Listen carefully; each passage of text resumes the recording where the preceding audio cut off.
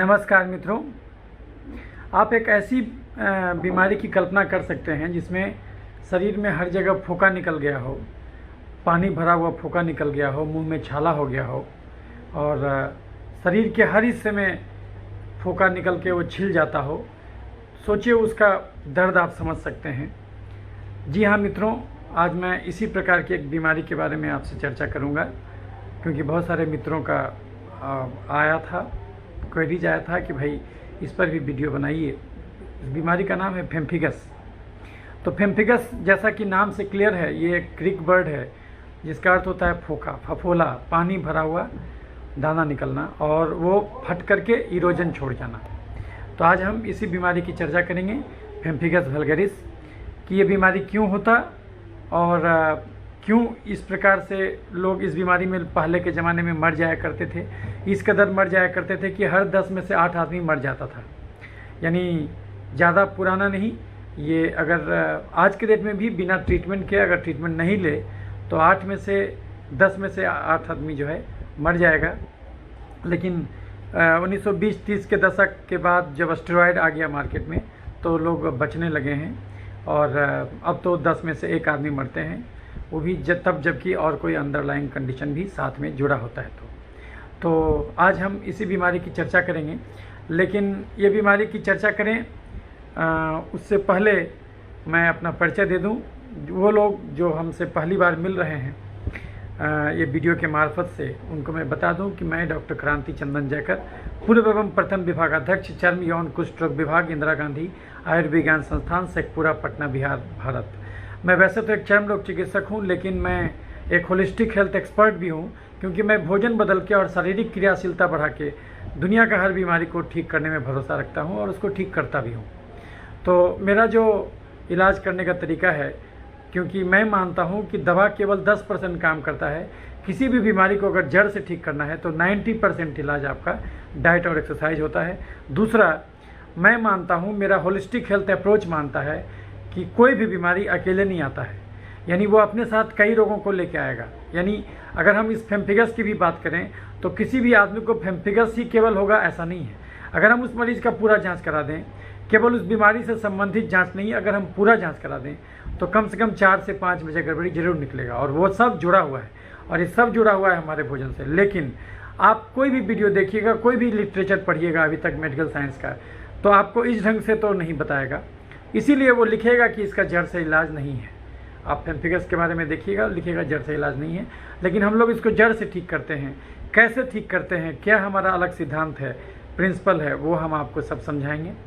तो ये basically 2 part का वीडियो होगा। एक पार्ट में जो कंटेम्प्रेरी नॉलेज है, जो कहता है कि ये क्या है, उसको हम साइंटिफिकली डिस्कस करेंगे कि ये बीमारी क्यों होता, इसका इलाज अभी के किताब में क्या लिखा हुआ है, हम कैसे ठीक करते, वो हम बताएंगे। और जो हमारा होलिस्टिक हेल्थ अप्रोच है वो इस बीमारी को किस ढंग से देखता है और वो कैसे इसको ठीक जड़ से करता है।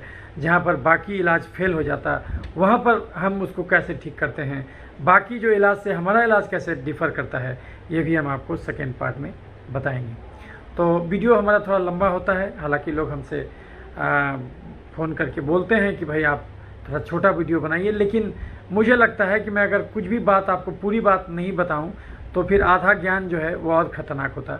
इसीलिए मैं अपनी पूरी बातों को यदि आपके साथ संप्रेषित करना चाहूं तो जाहिर सी बात है उस वीडियो तो लंबा हो ही जाएगा। तो अगर आप एक बार में नहीं देख पाते हैं तो 2 बार, 3 बार, 4 बार करके आप वीडियो देख सकते हैं। और मैं वीडियो इसलिए भी बनाना चाहता हूँ क्योंकि इसके थ्रू बहुत सारे लोग जो है कि भारत के किसी भी कोने में, संसार के किसी भी कोने में होगा, जो हिंदी जानता होगा वो हमारे इस वीडियो को सुन करके समझ सकता है और उस पेम्फिगस बीमारी को जड़ से ठीक कर सकता है।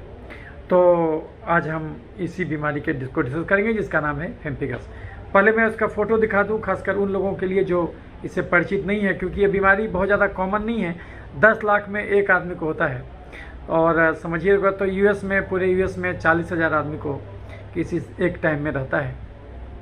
तो उस हिसाब से आप देख सकते हैं कि 10 लाख में 1 आदमी को होता है। तो भारत का आबादी तो अगर देखिएगा 1 अरब 30 करोड़, तो उस हिसाब से तो फिर भी अच्छा खासा हो जाएगा कि 1 करोड़ में ही आपका 10 हो जाएगा और भारत का आबादी 130 करोड़ है, तो 130 करोड़ में तो अच्छा खासा लोगों को होगा। और जिसको भी होता है अगर वो ठीक नहीं होता तो कुमुलेटिव हो जाता है। तो इस प्रकार से ये समाज में आपको बहुत सारा ऐसा लोग मिलेगा जो कि पेम्फिगस रोग से ग्रसित है। बहुत बार इसमें ऐसा होता है कि छाला केवल मुंह में आता है, इसलिए बहुत लोग चमड़े डॉक्टर के पास जाते भी नहीं हैं और उनको लगता है कि अलग बीमारी है, और वो ENT वगैरह डॉक्टर के पास जा कर के डायग्नोसिस तक नहीं करवा पाते। तो छुपे हुए मरीज भी इस बीमारी के बहुत सारे हैं, तो वो सब मैं चर्चा करूँगा। तो मैं एक एक करके अब शुरू करता हूँ। पहले आप देखिए कि कैसा दिखता है ये बीमारी। आप ये देखिए, ये जो आप देख रहे हैं यही पेम्फिगस का मरीज में फोका निकलेगा। ये जो आप देख रहे हैं ये फोका सब फूट गया है। अभी सोचिए इस सब में क्या होगा कि इससे उजिंग होने लगेगा, तो क्या होगा, आपका कपड़ा भी सड़ जाएगा, है ना। तो आपका उसमें जो है कपड़ा सड़ जाएगा। सोचिए इस मरीज़ का जीवन कैसे रहता होगा। तो ये बहुत सारा आपको फोका दिख रहा है, ये आपको दिखेगा। अभी देखिए इसमें आपको फोका मुंह के अंदर भी है, जीभ के अंदर भी है, ये जो फोका दिख रहा है आपको, और ये भी सब फोका दिख रहा है। तो ये सब फोका निकलेगा और इसको ब्लिस्टर बोलते हैं। देखिए यहाँ पर एक इंटैक्ट ब्लिस्टर आपको दिख रहा है, ये इंटैक्ट ब्लिस्टर दिख रहा है। तो ये ब्लिस्टर निकलेगा और ये फूट जाएगा तो इरोजन में कन्वर्ट कर जाएगा। तो ब्लिस्टर एक कॉमन इंग्लिश का टर्म है जिसके फ्लूइड फिल्ड लीजन बोलते हैं। चमड़ा का वैसा लीजन जिसमें कि पानी भरा हुआ दाना निकले, और इसमें कभी कभी पस भी होता है। देखिए यहाँ पस भी दिख रहा है, तो ये है। और वो जब फट जाएगा तो वो इरोजन कहलाएगा, और वो जब डीप हो जाएगा तो उसको अल्सर कहेंगे। तो अल्सर जो बोलते हैं जब डीप हो जाता है तो। अब ये देखिए, ये भी इसमें भी देखिए कहाँ कहाँ मुंह के अंदर भी छाला निकला हुआ है, और चमड़े में भी जहाँ तहाँ फोका निकला हुआ है, इरोजन निकला हुआ है, मुंह के अंदर निकला हुआ है, सर में भी निकला हुआ है। तो ये अलग अलग इसका प्रकार होता है, ये आप देख सकते हैं। इसमें एक पेम्फिगस होता है, एक होता है पेम्फिगस का भी अलग अलग प्रकार है, जैसे पेम्फिगस फोलियसिस, पेम्फिगस वल्गरिस, और एक होता है बुल्लस पेम्फिगॉइड। तो वो सब हम डिस्कस करेंगे। तो ये आप देख सकते हैं, ये इसी प्रकार से फोका निकलेगा और इरोजन हो जाएगा, मुंह के अंदर छाला निकलेगा, ये आप देख सकते हैं।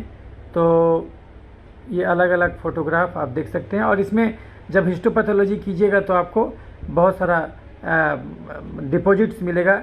एंटीबॉडी बेसिकली ये ऑटोइम्यून डिसऑर्डर है, तो इसमें बहुत सारा ऑटो एंटीबॉडी बन जाएगा। और इम्यूनोफ्लोरेसेंस टेस्ट कीजिएगा तो इस प्रकार से आपको ये पकड़ लेगा। कुछ फ्लोरेसेंट मटेरियल होता है जो कि एंटीबॉडी के खिलाफ एंटीबॉडी होता है, उसमें टैग कर दिया जाता है। तो जहाँ पर भी वो एंटीबॉडी अटैच रहता है डेस्मोग्लिन में, वो डेस्मोग्लिन क्या होता है हम अभी बताएंगे, तो वहाँ पर जा कर के वो अटैच हो जाता है। तो ये आप पहले फोटोग्राफ में आपको दिखा दूँ ताकि समझाना आसान हो जाए।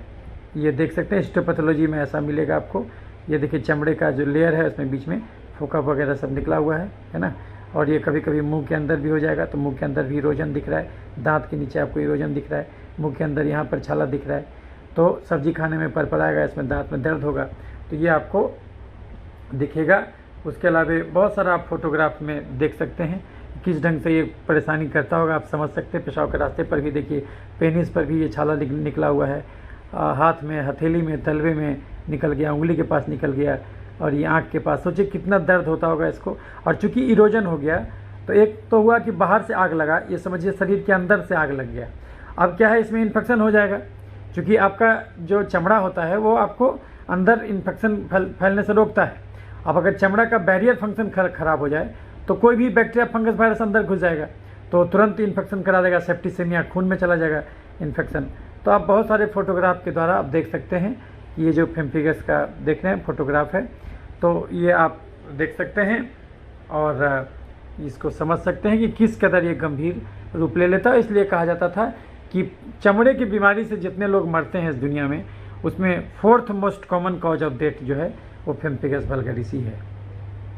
तो ये आप समझ सकते हैं। तो यही पेम्फिगस का बीमारी है। अब आप इसमें हम आपको ये देख सकते हैं किस कदर ये हो जाता है। तो ये बहुत ही ख़राब बीमारी है ना। कभी कभी जो है कि केवल चेहरे पर ही होगा और इस प्रकार का लीजन लेके आएगा, खासकर पेम्फिगस फोलियसिस वगैरह में जो सीवोरिक एरिया जो होता है चेहरे वाला, उसमें ये देखने को मिलता है। तो ये आप देख सकते हैं। और ये तो आप ये देखिए, यही फोटोग्राफ देख सकते हैं आप। इस प्रकार से आपको फोका निकल जाएगा जहाँ तहाँ। और कभी कभी कैंसर में भी ये पेम्फिगस होता है। देखिए जहाँ कितना कितना फोका निकला, और जब फोका फट गया तो वो इरोजन के रूप में छोड़ गया। तो ये पेम्फिगस नामक बीमारी है। आज मैं इसी बीमारी की चर्चा करूँगा। और इसमें चमड़े का जो लेयर होता है, ये बीमारी को समझने के लिए आपको चमड़े का लेयर, तो जब आप हिस्टोपैथोलॉजी कीजिएगा तब क्या दिखेगा वो आप पहले देख लीजिए। ये देखिए पेम्फिगस का बीमारी है। चमड़े में लेयर है, ऊपर में एपिडर्मिस है, नीचे में डर्मिस है। और इसमें क्या होता है कि सुप्रा बेसल, तो एपिडर्मिस का अलग अलग लेयर होता है। सबसे नीचे में होता है बेसल सेल लेयर। तो बेसल सेल के ऊपर यदि फोका निकले एपिडर्मिस के अंदर तो उसको बोलते हैं सुप्रा बेसलर एकैंथोलाइसिस। एकैंथोलाइसिस क्यों होता है? क्योंकि वो लॉस ऑफ जो डेस्मोग्लिन जो होता है, जो दो सेल को जोड़ता है, वो अगर टूट जाता है, उसके खिलाफ ऑटो एंटीबॉडी बन जाता है, तो उसके चलते वो सेल जो है कोहेजन ख़त्म हो जाता है, उसके चलते यहाँ पर फोका आ जाता है। तो आप ये समझ सकते हैं। तो ये सुप्रा बेसल होता है। उसके अलावा पेम्फिगस वेजिटेंस में जो है कि एपिडर्मल में ही होगा फोका, और अगर फोलियोसिस में सब कॉर्नियल होगा, यानी स्टार्टम कॉर्नियम, ऊपर में स्टार्टम कॉर्नियम है, नीचे में स्टार्टम बेसल है और नीचे में डर्मिस है। तो चमड़े का जो लेयर होता है, ऊपर में एपिडर्मिस हो गया पूरा, एपिडर्मिस का अलग अलग लेयर होता है, फिर बीच में बेसमेंट मेम्ब्रेन होता है और उसके नीचे डर्मिस होता है। तो अगर फोका जो है बेसमेंट मेम्ब्रेन के नीचे है तो उसको हम लोग बोलते हैं इंफ्रा बेसल बुल्ला, ये मिलता है पेम्फिगॉइड में। और अगर बेसल लेयर के ऊपर है तो उसको बोलते हैं सुप्रा बेसलर बुला, उसको वो मिलता है पेम्फिगस वल्गैरिस में। उसके अलावा और भी टाइप होता है, जैसे डर्मेटाइटिस एपिडर्मिस, उसमें भी खुजली के साथ फोका निकलता है तो सुप्रा बेसलर माइक्रोएब्सेस मिलता है। और इथमा मल्टीफोर में ड्रग रिएक्शन जो होता है उसमें भी कभी कभी नेक्रोटिक केराटिनोसाइट मिलता है, उसमें भी फोका मिलता है। तो आप ये समझ सकते हैं। और जब इसका आप देखिएगा हिस्टोपैथोलॉजी तो इस प्रकार से दिखेगा आपको, ये स्प्लिट मिलेगा। आप जब हिस्टोपैथोलॉजी चमड़ा का काटिएगा तो ऊपर में देखिए ये है और यहाँ पर बेसल लेयर है और बीच में ये आपको सुप्रा बेसलर बुला मिलेगा। और एकैंथोलाइटिक सेल जो मिलेगा वो इस प्रकार का गोल हो जाएगा, क्योंकि दो सेल देखिए हर सेल आपस में जुड़ा हुआ है, आप देख सकते हैं। और ये जो जुड़ा हुआ रहता है इसमें ये के द्वारा जुड़ा रहता है, वो जो है उसमें डेस्मोग्लिन बोलते हैं, और वो बेसिकली ख़राब हो जाता है। उसको आप ऐसे समझ सकते हैं कि जैसे आप ये जो है कि इसमें क्या होता है, आप जैसे कि ये दो सेल है जो है, ये ऐसे करके चमड़े में जो दो सेल है वो ऐसे जुड़ा हुआ है, और ये जुड़ा हुआ है, ये इसके द्वारा दो सेल को आपस में जोड़ता है। ये जोड़ने के लिए ये डेस्मोग्लिन नामक प्रोटीन जोड़ता है। इसमें क्या होता है, ये डेस्मोग्लिन के खिलाफ शरीर एंटीबॉडी बना देता है। तो जब ये गायब हो जाएगा, ये गायब हो जाएगा, ये गायब हो जाएगा, ये डेस्मोग्लिन गायब हो जाएगा, तो क्या हो जाएगा, ये सेल जो ऐसे था वो ऐसे हो जाएगा। इसको हम लोग बोलते हैं एकैंथोलाइटिक सेल। तो ये बन जाता है एकैंथोलाइटिक सेल। तो यदि ये एपिडर्मिस है ना, और ये आपका तो यहाँ पर क्या होगा कि जो सब सेल आपस में जुटा हुआ है ऐसे ऐसे करके, अब क्या होगा कि ये आपस में यहाँ पर फोका बन जाएगा। ऐसे ऐसे सब सेल जुटा हुआ है, लेकिन इसमें क्या होगा कि इतना दूर सेल जो हट जाएगा, तो अगर ऐसे यहाँ बनाइएगा तो इतना दूर सेल यहाँ पर हट जाएगा ऐसे ऐसे, और यहाँ पर बीच में सेल आ जाएगा, तो यहाँ पर पानी भर जाएगा। तो जब दो सेल जो आपस में जुड़ा हुआ है, ये जुड़ा हुआ है बाई कुछ प्रोटीन होता है, इसको बोलते हैं डेस्मोग्लिन। और जब ये डेस्मोग्लिन के खिलाफ जो दो सेल को आपस में जोड़ के रखता है, अगर इसके खिलाफ शरीर ऑटो एंटीबॉडी बना देगा तो उसके चलते क्या होगा कि ये जो है, ये जब ये ब्रेक कर जाएगा तो इस सेल जो आपस में जुड़ा हुआ है, ये जुड़ाव खत्म हो जाएगा, तो फिर ये सेल गोल हो जाएगा। इसको हम लोग बोलते हैं एकैंथोलाइसिस। तो एकैंथोलाइसिस, एकैंथोस मतलब होता है कांटा, यानी ये दो सेल का जो स्पाइन हो गया, यानी एक सेल जो दूसरे सेल से जुटा हुआ है वो स्पाइन के द्वारा, तो ये स्पाइन अगर लॉस हो जाए तो उसके चलते ये सेल ऐसा बन जाएगा, इसको बोलते हैं एकैंथोलाइसिस। तो यही आप देख रहे हैं, ये एपिडर्मिस का जो सेल है वो जो है कि उसका टूट गया है, तो ये एकैंथोलाइसिस हो गया। उसके चलते अब जो चमड़ा जो है, मतलब एपिडर्मिस का जो सेल है वो पॉलीहेड्रल ना होकर के गोल हो जाएगा, क्योंकि ये तो आपस में जब कोहेजन का फोर्स रहता है तब आपस में जुड़ा रहता है, लेकिन जब ये खत्म हो जाएगा तो यहाँ पानी भर जाएगा और ये गोल सेल हो जाएगा, उसको बोलते हैं एकैंथोलाइसिस सेल। तो हम लोग जो इसमें टी जैंक स्मीयर कराते हैं तो उसमें हम लोग को ये मिलता है। तो अब हम लोग इसके बारे में डिस्कस करेंगे। फोटो तो हम लोग देख लिए और मोटा मोटी समझ गए, अब हम लोग जानते हैं कि ये होता क्यों है। तो ये पेम्फिगस बीमारी में पहले होता क्यों है, बेसिकली ये ऑटो इम्यून डिसऑर्डर है। ऑटो इम्यून डिसऑर्डर किसको कहते हैं, शरीर की प्रतिरक्षा प्रणाली कभी कभी शरीर के अंदरूनी चीज़ को ही बाहरी मानने लगता है और शरीर अपने आप से लड़ने लगता है, और वो जो ऑटो एंटीबॉडी बनता है वो ऑटो एंटीबॉडी डेस्मोग्लिन प्रोटीन, जो कि हम आपको बताए जो दो सेल को आपस में जोड़ता है, इसके खिलाफ जो बन जाएगा, ये सेल सब जुड़ा हुआ है आपस में, तो डेस्मोग्लिन प्रोटीन के द्वारा जुड़ा हुआ है। और अगर ये डेस्मोग्लिन प्रोटीन लॉस हो जाएगा तो उसके वजह से, अगर ये डेस्मोग्लिन प्रोटीन जो है लॉस हो जाएगा तो आपस में सेल को पकड़ने वाला कोई नहीं रहेगा, तो सेल फिर ऐसे हो जाएगा, एकेंथोलाइसिस इसको बोलते हैं, लॉस ऑफ स्पाइन। तो आपको ऊपर में क्या दिखेगा, वहाँ पर फोका बन जाएगा। तो ये चीज़ है। तो ये बेसिकली फोका कहीं भी बन सकता है ना, तो ये फोका कहीं भी बन सकता है। अब डेस्मोग्लिन प्रोटीन दो प्रकार का होता है, डेस्मोग्लिन 1 और डेस्मोग्लिन 3। डेस्मोग्लिन 1 जो होता है वो चमड़ा का जो लेयर हो गया, ऊपर में एपिडर्मिस, बीच में बेसल मेम्ब्रेन और नीचे में डर्मिस। तो जो एपिडर्मिस का भी अलग अलग लेयर होता है, ऊपर में स्ट्राटम कोर्नियम, उसके बाद स्ट्राटम जो है कि स्पाइनुलोसम, ग्रैनुलोसम, फिर स्पाइनुलोसम, और तब फिर होता है बेसल सेल लेयर। तो ऊपर का जो लेयर में अगर जो दो ऊपर का जो केराटिनोसाइट आपस में जुड़ा हुआ है और उसमें जो ये जो बॉन्डेज है, अगर वो ऊपर में वाले में जो बॉन्डेज होता है वो होता है डेस्मोग्लिन 1 के द्वारा, और जो डीपर लेयर जो एपिडर्मिस का हो गया उसमें जो दो सेल आपस में जुड़ा हुआ है, दो केराटिनोसाइट जो आपस में जुड़ा हुआ है, वो डेस्मोग्लिन 3 के द्वारा जुड़ा होता है। यानी कि ऊपर में जो बाहर से आप जो चमड़े को देख रहे हैं, तो सबसे पहले जो चमड़ा मिलेगा उसको बोलते हैं स्ट्राटम कोर्नियम। एपिडर्मिस का वो पोर्शन जो सबसे बाहर में होगा वो स्ट्राटम कोर्नियम होता है, उसमें न्यूक्लियस नहीं होता वो। और जस्ट स्ट्राटम कोर्नियम के नीचे वाला में लेयर में अगर ब्लिस्टर बन जाएगा तो उसको हम लोग बोलेंगे फेम्फिगस फोलियसिस, और अगर वो डीप वाले लेयर में बनेगा तो उसको हम लोग बोलते हैं ये फेम्फिगस वल्गैरिस। तो ये अलग अलग प्रकार है। तो जाहिर सी बात है, जब सुपरफिशियल लेयर में फोका बनेगा तो बहुत ही फाइन फोका होगा, क्योंकि उसका रूफ जो होगा ना, उसका रूफ जो होगा, उसका जो छत होगा फोका का, तो वो बहुत ही थीन होगा, क्योंकि वो बहुत कम लेयर को लिया है। और यदि और डीप वाला बनेगा तो उसका फोका का रूफ मजबूत होगा, तो जल्दी आसानी से नहीं फटेगा। तो फेम्फिगस फोलियसिस का जो फोका होता है वो तुरंत फट जाता है, क्योंकि वो जस्ट सब कॉर्नियल होता है। तो उसमें आपको हो सकता है कभी कभी फोका दिखे नहीं, सीधे मरीज को इरोजन ही दिखे, सीधे मरीज बोलेगा सर दिखे ना सर छिल गया, तो ये है। तो वो हम लोग बोलते हैं इसको। तो बेसिकली ये इम्यूनोबुलस डिसऑर्डर है। कभी कभी एक होता है मैकेनोबुलस डिसऑर्डर, कुछ ऐसा भी चमड़े में बीमारी होता है जिसमें कि ऑटो एंटीबॉडी का रोल नहीं होता, लेकिन वो मैकेनोबुलस होता है। शुरुआती अवस्था में ही जो जोड़ने वाला प्रोटीन है वो खराब होता है, उसके वजह से क्या होता है कि वो चमड़ा का दो सेल आपस में थोड़ा भी फ्रिक्शन होता तो वो टूट जाता, और टूट जाता तो वहाँ पर पानी भर जाता, तो फोका निकल जाता है। तो उसको हम लोग बोलते हैं एपिडर्मोलाइसिस बुल्लोसा। वो एक अलग प्रकार का बीमारी है जो जेनेटिकली गड़बड़ प्रोटीन रहने से होता है, उसके चलते मैकेनोबुलस डिसऑर्डर का प्रकार है, जिसमें कि चोट लगने के बाद बुल्ला बनता है। और अभी जो हम फेम्फिगस जिसका डिस्कस कर रहे हैं, ये वो बीमारी है जिसमें कि एक्वायर्ड होता है, यानी शुरू से आदमी ठीक ठाक रहेगा, बाद में जा करके एडल्ट एज में जब जाएगा तो तब इसको अचानक फोका निकलने लगेगा।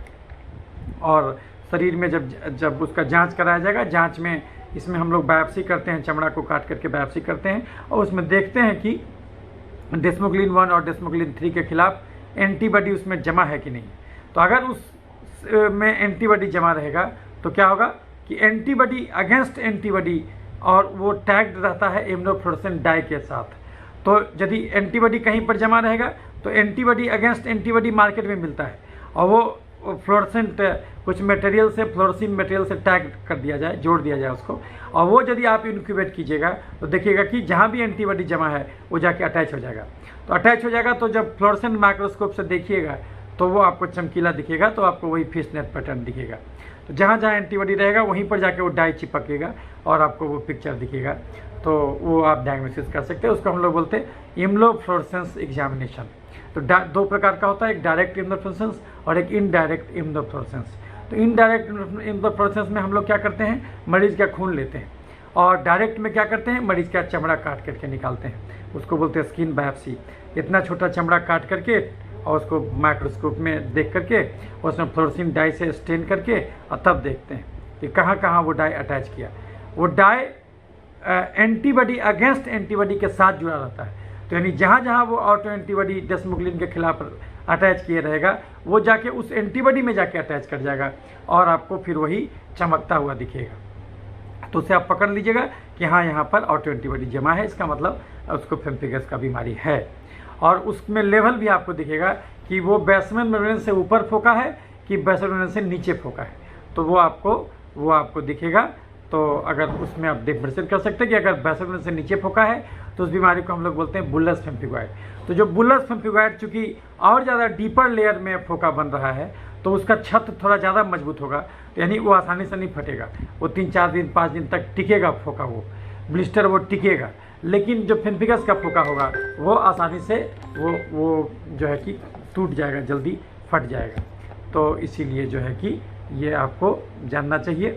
तो इस बात को समझिए। तो ये समझ में आ गया आपको पेम्फिगस के बारे में।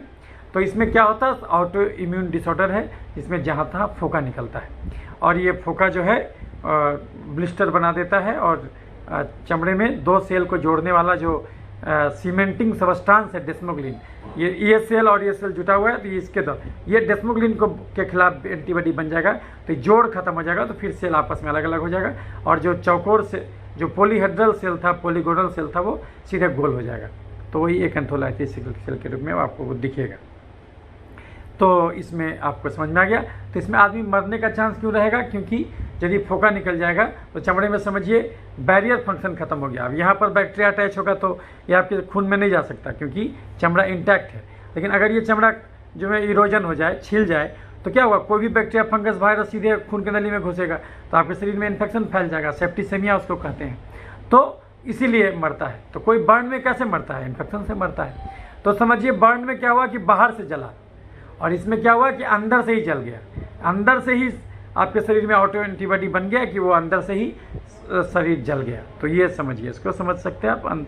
इसलिए ये बर्न जैसा ही मोर्टेलिटी कराता है। तो कितना % एरिया में है उसके हिसाब से उतना % आदमी मरता है। तो इसमें ये होता है। तो ये तो आपको समझ में आ गया।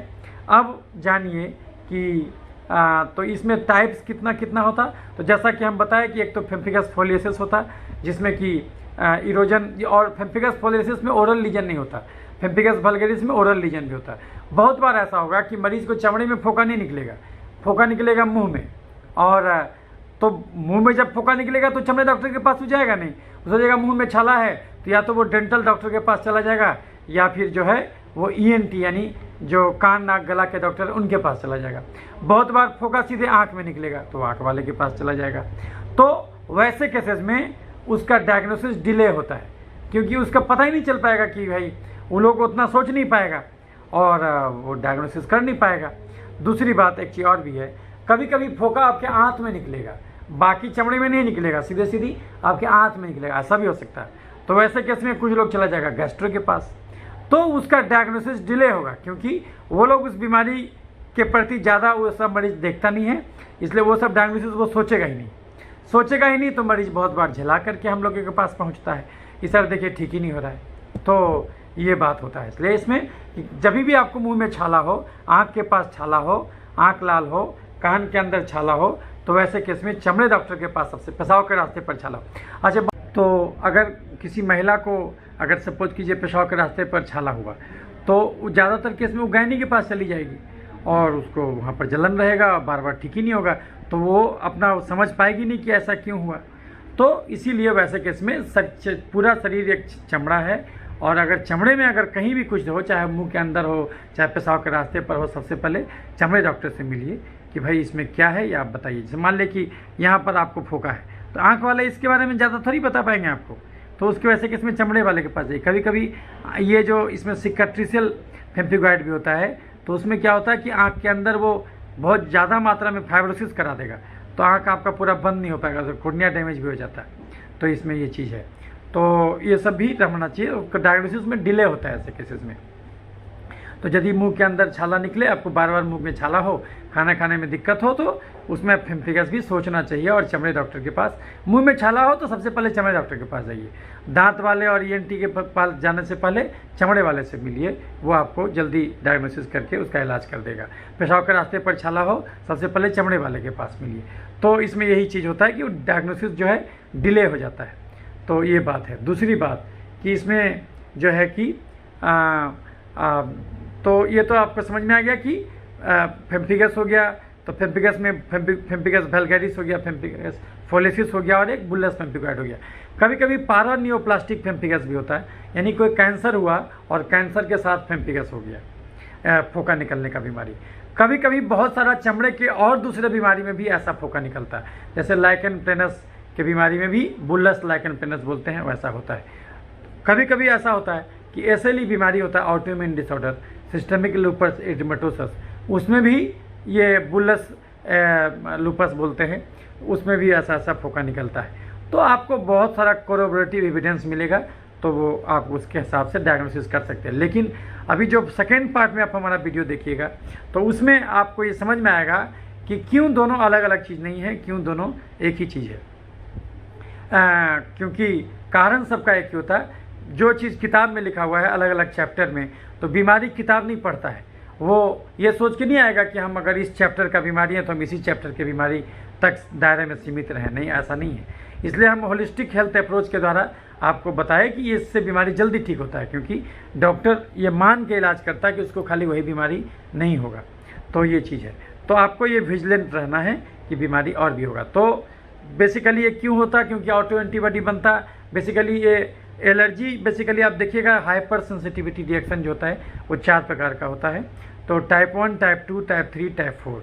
टाइप 1 जो होता है उसको इमीडिएट हाइपर सेंसिटिविटी रिएक्शन कहते हैं। और दूसरा जो होता है टाइप 2, तो टाइप 2 जो होता है वो एंटीबॉडी मेडिएटेड एलर्जी होता है, तो जो कि जिसका कि प्रकार है पेम्पिगस।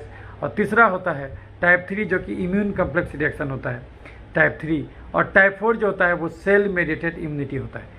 तो यही 4 प्रकार का होता है। तो ये जो है बेसिकली टाइप 2 जो है एंटीबॉडी मेडिएटेड ये आपका एक हाइपर सेंसिटिविटी रिएक्शन है। इसको कुम्स क्लासिफिकेशन बोलते हैं। तो ये type 2 type of hyper sensitivity reaction में आएगा। तो ये समझ में आ गया आपको। तो इसमें लक्षण क्या क्या होगा भाई? तो इसमें किस उम्र में होगा? ये किसी भी उम्र में हो सकता है, बच्चे को भी हो सकता है, बड़े को भी हो सकता है, ओल्ड एज में भी हो सकता है। तो ये किसी भी उम्र में हो सकता है। और इसमें मेल फीमेल को भी हो सकता है, दोनों को हो सकता है। थोड़ा सा फीमेल में ज़्यादा बोलता है, लेकिन हम लोग को तो एक ही समान मिलता है। कभी कभी ये दवा के द्वारा भी हो सकता है, उसको हम लोग बोलते हैं ड्रग इंड्यूस्ड पेम्पिगस, कि मरीज को और कोई दिक्कत नहीं था, वो दवा खाया उसके बाद फोका निकल गया। तो ड्रग रिएक्शन के केस को भी पेम्पिगस को रूल आउट करना चाहिए। दूसरी बात कि हालांकि कारण अब आपको हम समझाएंगे कि गड़बड़ी दवा में नहीं होता, गड़बड़ी आपके शरीर में होता है, क्योंकि वही दवा दूसरा आदमी खाता है उसको नहीं होता, आप खाते तो आपको होता है, यानी कि बदलना आपको है, दवा को नहीं। तो ड्रग इंड्यूस्ड में भी हम लोग कभी कभी ये इसी चीज़ में गलती करते कि हम दवा को कसूरवार ठहरा देते, जबकि गलती हमारे अपने बिहेवियर का है कि हम भोजन गलत करते, वो हमें भी समझाएंगे। तो ये जो हो गया, तो इसमें लक्षण क्या होगा? कभी मुंह में छाला निकल गया, कभी कान में छाला, आपको तो फोटो दिखाई दिए, जहाँ तहाँ फोका निकल जाएगा। और वो अब फोका में दिक्कत क्या होगा कि वहाँ पर इन्फेक्शन हो सकता है, और जो है कि अब सोइएगा तो कपड़ा आपका सट जाएगा, फिर बड़ा दिक्कत होगा, है ना, बहुत आपको दर्द भी करेगा जहाँ तहाँ। तो ये सब दिक्कत होगा। और कभी कभी सर में भी हो जाएगा, नाखून कभी कभी ख़राब कर देगा। तो और इसमें जान भी जाता है। यदि आप ट्रीटमेंट नहीं लीजिएगा तो 10 में से 8 आदमी मर जाता है इसमें, और अगर ट्रीटमेंट लीजिएगा तो 10 में से 1 ही आदमी मरता है। आज के डेट में अच्छा ऐसा ट्रीटमेंट आ गया कि 10 में से 1 आदमी मरता है। लेकिन फिर भी अगर आप डॉक्टर के पास जाके पूछेगा, अमेरिका में भी जाके पूछेगा कि सर अब तो दोबारा नहीं होगा ना, तो वो बोलेगा नहीं, ऐसा नहीं, दोबारा हो सकता है। तो क्या उसका उपाय है? वो बोलेगा नहीं, कोई उपाय नहीं है, दोबारा हो सकता है, कोई उपाय नहीं है। कोई ऐसा मार्कर है क्या हम बता सकते हैं कि किस आदमी में पेम्पिगस होने का संभावना है? तो ऐसा कोई तरीका नहीं जिसके द्वारा कोई प्रेडिक्ट कर दे, पहले से भविष्यवाणी कर दे कि हाँ आपको पेम्पिगस होगा, ऐसा कुछ नहीं है। लेकिन कुछ बीमारी होता है, उसको बोलते हैं बिनाइन फैमिलियल पेम्पिगस, तो उसको हेली डिजीज़ बोलते हैं। तो वो जो होता है वो उसमें भी कांख वगैरह में फोका निकलता है। तो बेसिकली वो थोड़ा सा अलग प्रकार का चीज़ है। लेकिन वो जो बीमारी है हेली डिजीज़, तो वो बीमारी में भी जो है आपका उसमें जेनेटिक कुछ फैक्टर होता है कि अगर माँ बाप को है तो आपको भी होने का संभावना रहता है। तो ऐसा है, तो इस चीज़ को भी जानना चाहिए। लेकिन नहीं तो जनरली जो है इसका कोई जेनेटिक ये नहीं होता। और ये छुआछूत का रोग नहीं है कि अगर मान ली किसी को पेम्पिगस का बीमारी है तो आप अगर उसको छू दीजिएगा तो आपको हो जाएगा, तो ऐसा कुछ नहीं है। कभी कभी एक और बीमारी होता है, उसको बोलते हैं इम्पेटाइगो और या कैंडिडियासिस। तो इम्पेटाइगो और कैंडिडियासिस भी आपको लगता है कि वो पेम्पिगस जैसा दिखता है, लेकिन वो अलग चीज़ है। तो आपको जैसे इम्पेटाइगो दिखाते हैं, इम्पेटाइगो जो है आपका इसका इन्फेक्शन होता है, वो जैसे देखिए ये इम्पेटाइगो है।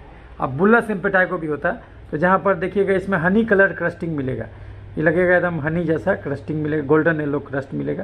तो ये देखिए इस प्रकार से, तो ये देखिएगा मुंह वगैरह में हो जाएगा जहाँ तहाँ।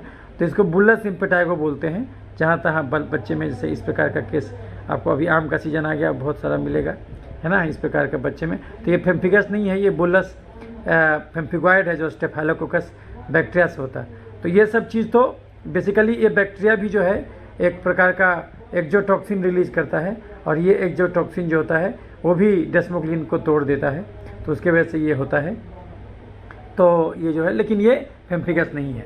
तो ये जो है कि हम लोग उसको बोलते हैं आपका फेम्फिगस में क्रस्टिंग होगा, ये हनी कलर्ड क्रस्टिंग मिलेगा, तो ये आपको दिख जाएगा। हालांकि क्रस्टिंग तो आपको फेम्फिगस में भी मिलेगा। तो दोनों में अंतर ये कि ये सब तो एंटीबायोटिक वाले से सुन जाएगा, एंटीबायोटिक दीजिएगा ग्राम पॉजिटिव कवरेज, तो इससे वो ठीक हो जाएगा, लेकिन फेम्फिगस वाला उससे नहीं ठीक होगा। तो ये चीज़ है। और उसके अलावा एक बीमारी होता है कैंडिडियासिस। तो कैंडिडियासिस में भी कभी कभी बुल्लस कैंडिडियासिस देखिएगा, तो बुल्लस कैंडिडियासिस, तो उसमें भी देखिएगा तो आपको ये उस प्रकार का पिक्चर कभी कभी आएगा। देखिए ये कैंडिडियासिस है, ये बुल्लस कैंडिडियासिस है, तो इसमें भी आपको इस प्रकार का पिक्चर कभी कभी मिलेगा। तो ये बुल्लस कैंडिडियासिस मिलेगा, ये आप देख सकते हैं।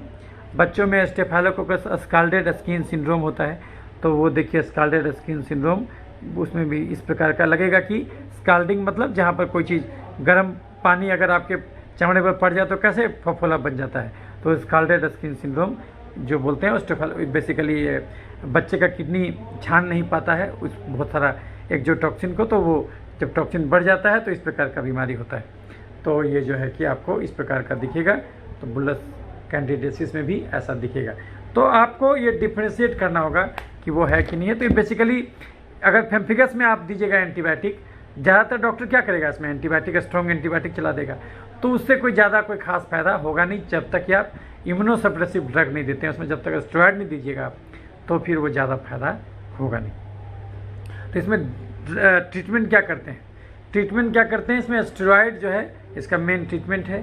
तो स्टेरॉइड पर हमारा एक अलग वीडियो बना हुआ है, आप देख सकते हैं स्टेरॉइड का हिस्ट्री, स्टेरॉइड से क्या साइड इफेक्ट है, हम इस पर एक अलग से वीडियो बनाए हैं, तो वो आप देख लीजिएगा। तो स्टेरॉइड अभी तो बहुत कंट्रोवर्सी हुआ था कि स्टेरॉइड ज़्यादा देने से किसी को म्यूकर हो रहा था, उस पर भी हम वीडियो बनाए हैं, वो आप देख सकते। तो स्टेरॉइड के चलते जो है इसके बहुत लोग जिंदा रहने लगे।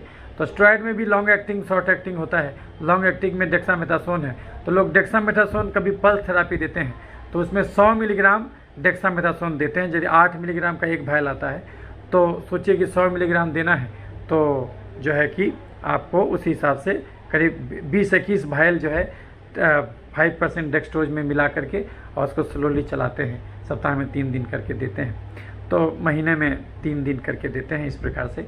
तो पल्स थेरापी हम लोग बोलते हैं, तो वो हम लोग चलाते हैं।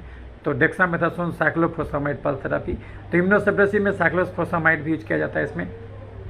उसके अलावा माइक्रोफेनोलेट मोफेटिल काम करता है, मेथोट्रेक्सेट काम करता है इसमें, और जो है कि और भी एजाथोप्रिन वगैरह भी काम करता है, क्योंकि सब इम्यूनोसप्रेसिव ड्रग है जो कि एंटीबॉडी बनना रोकता है। एक और दवा है रिटोक्सिमाब, वो भी इसमें काम करता है, और US FDA भी इसको अप्रूव कर दिया है, यानी कि आप यूज कर सकते हैं। वो आपको ये दे दिया कि इसका इतना इफेक्ट, इतना एविडेंस बन गया है कि लोगों ने स्टडी करके प्रूव कर दिया है कि रिटोक्सिमाब काम करता है, जो कि मोनोक्लोनल एंटीबॉडी है, और बेसिकली ये जो B सेल को डैमेज करता है, जो कि ऑटो एंटीबॉडी बनाता है।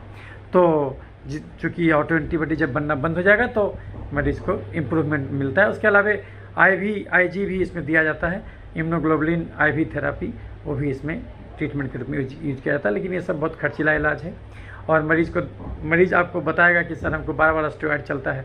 जब तक स्टेरॉइड चलता है, ओमनाकोटिल, वाइसोलोन, डेप्लाजाकोट, ये सब जब तक चलता है सर ठीक रहता है, जैसे वो सब छोड़ते हैं फिर हो जाता है। और स्टेरॉइड ज़्यादा खाने से कसिंग सिंड्रोम हो गया, चमड़ा ये जो है कि पॉट बेली, बफेलो हम्प हो गया, मुंस फेसिस हो गया, ये चमड़ा पूरा फूल जाएगा कसिंग सिंड्रोम में, और पेट फूल जाएगा, ये सब फूल जाएगा, जहाँ तहाँ स्ट्रेच मार्क बन जाएगा, हड्डी में इन्फेक्शन पकड़ लेगा, हड्डी कमज़ोर हो जाएगा, ब्रूज मार्क जहाँ तहाँ होने लगेगा।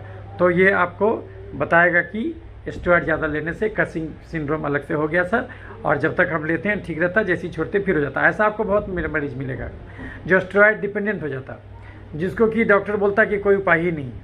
तो या तो पल्स थेरापी के रूप में स्टेरॉइड लेता है या फिर हाई इम्यूनोसप्रेसिव ड्रग खाता है। साइक्लोस्पोसमाइड का अगर 500 मिलीग्राम इंडोक्सन का इंजेक्शन आता है, हम लोग देते हैं तो महीने में एक बार, तो अगर वो लीजिएगा तो उससे क्या होगा, बाल उड़ जाएगा। और कभी कभी हेमोरेजिक सिस्टाइटिस कराता है साइक्लोफोसमाइड, यानी आपको पेशाब से ब्लाडर जो है जहाँ पेशाब का थैली है उसमें आपको इरोजन करा देगा, घाव करा देगा, तो उसके चलते पेशाब में खून आने लगेगा। तो ये सब इसका साइड इफ़ेक्ट होता है। तो ये सब साइड इफ़ेक्ट भी होता है, लेकिन ये सब चलने से, स्टेरॉइड चलने से मरीज ठीक हो जाता है। तो कभी कभी हम लोग पल्स थेरापी लगातार चलाते रहना पड़ता है और मरीज ठीक रहता है, फिर हो जाता है। डॉक्टर के पास जाता है, नई दिल्ली के एम्स में भी जाता है, अमेरिका भी जाता है, वो बोलता है कि इसका कोई जड़ से इलाज नहीं है। आप गूगल में टाइप करके देखिएगा कि व्हाट इज़ द प्रोग्नोसिस, तो बोलेगा कि नहीं, ये दोबारा भी अटैक करता है। लेकिन हम जो आपको तरीका इस वीडियो में बताएंगे, उस तरीका को अगर फॉलो कीजिएगा तो जड़ से कभी भी दोबारा नहीं आएगा। दूसरी बात, इसमें लोग बोलता है कोमोर्बिडिटी भी होता है कि बहुत सारा और भी बीमारी साथ में है। तो वो सब बीमारी जो होता है वो एक ही कारण से होता है, ये हम आज आपको समझाएंगे।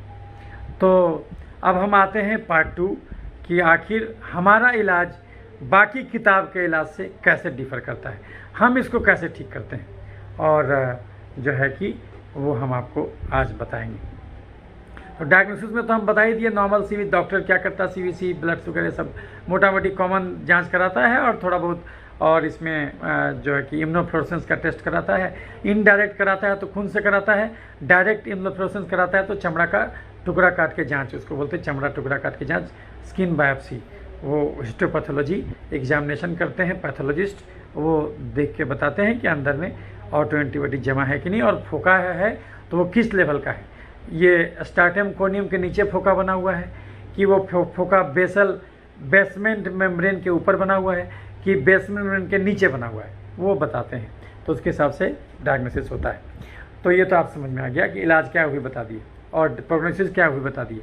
लेकिन इसको हम कैसे जड़ से ठीक करते हैं, ये आपको नया चीज़ मिलेगा जो कि आपको किसी वीडियो में नहीं मिलेगा, जो कि हम 1 लाख मरीज के अनुभव से सीखें।